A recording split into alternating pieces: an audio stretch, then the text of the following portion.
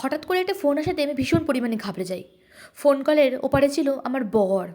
হঠাৎ করে ফোন করে বলছে, আজকে না বাড়িতে কিছু গেস্ট আসবে, তুমি কিছু ভালো মন্দ বানিয়ে রাখবে কিন্তু। জানেন তো এই কথাটা শুনলে না কীরকম একটা ভয় লাগে আমার। কী বানাবো বলে দুজনে মিলে অনেকক্ষণ ডিসকাশন করলাম। তারপরে বললাম, ঠিক আছে তাহলে বিরিয়ানিই বানাই। বলল, হ্যাঁ, অনেক দিন তো বিরিয়ানি খাওয়া হয় না, আর এখানকার বাইরে বিরিয়ানি অন্যরকম লাগে, কলকাতা স্টাইলে তো বিরিয়ানি পাওয়াও যায় না, তুমি বানাতে পারবে?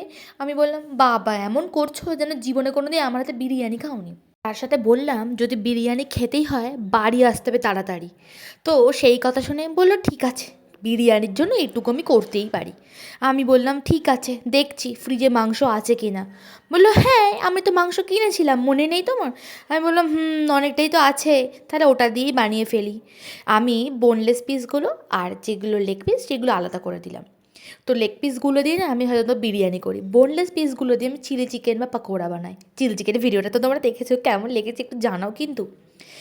ব্যাস, বিরিয়ানি মশালা আর আতর, তারপরে গোলাপ জল, বিরিয়ানি এসেন্স দিয়ে ভালো করে ম্যারিনেট করে ওটাকে রান্না করতে দিয়ে দিলাম। আর বিরিয়ানি বানাতে কে না জানে বলুন দেখিনি। আর বাড়িতে না ডিম ছিল না, তাই কলকাতা স্টাইল বিরিয়ানি অবশ্যই, বা ডিম ছাড়া। আর ব্যাস, আলু ভেজে বেরেস্তা বানিয়ে নিলাম। আর দেখেছেন কত কাজ! বাড়িতে গেস্ট আসে মানে কি মুখের কথা বলুন।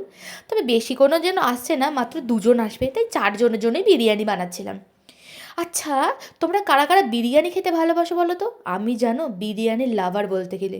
আর আমরা দুজনেই কর্তাগিন্নি যখনই রেস্টুরেন্টে খেতে যাই আমরা বিরিয়ানি খাই। কিন্তু জানো তো এখানে না লখনৌ স্টাইল বিরিয়ানি, মুরাদাবাদি বিরিয়ানি এই সকলগুলোই পাওয়া যায় জানো তো। হ্যাঁ, হায়দ্রাবাদি বিরিয়ানিও পাওয়া যায়। তবে আমার না বিরিয়ানির যদি বলো যে কোন বিরিয়ানি বেশি ভালো লাগে, প্রথমেই আসবে কলকাতার বিরিয়ানি, আর তারপরে অবশ্যই লখনৌ বিরিয়ানি। আচ্ছা, তোমাদের সাথে না এখানে টিপস শেয়ার করি। জলে যখন তোমরা চালটা দিয়ে দেবে, তার সাথে না তোমার চেষ্টা করবে একটা লেবু দিয়ে দেওয়ার। লেবুর রস দিলে না দেখবে চালটা অনেক বেশি ঝরঝরে হয়। অনেকের হবেতে হয় দেখবে চাল ঝরঝরে হয় না, বা চালটা জড়িয়ে যায়, বা অনেক সময় চাল ভেঙে যায়। তাই আমি বলবো তোমরা না লেবুটা একটু লেবু দেবে, দেখবে চালটাও ঝরঝরে হবে।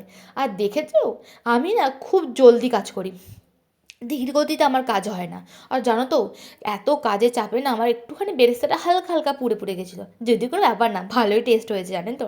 ওর হ্যাঁ, আমি না এখানে মানে বাটির মধ্যে গরম জল দিই, তারপরে বিরিয়ানি স্টিমে বসাই, আমি ডিরেক্ট না স্টিমে বসাই না। কেমন হয়েছে একটু জানাবেন কিন্তু। জানি না কতটা ভালো হয়েছে, তাও জানেন তো আমার বরের না খুব পছন্দ হয়েছে। গেস্টদের জিজ্ঞাসা করলাম ভালো হয়েছে, বললো দারুণ হয়েছে। ওরা কি আর ভালো কথা বলবে?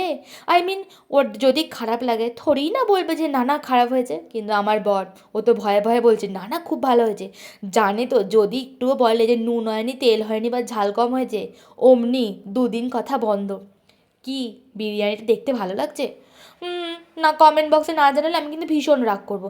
তোমরা ভালো করে কমেন্ট করে জানাচ্ছ না। আচ্ছা, আমার ভিডিওটা কেমন লাগলো কমেন্ট বক্সে জানিও কিন্তু। Thank you so much.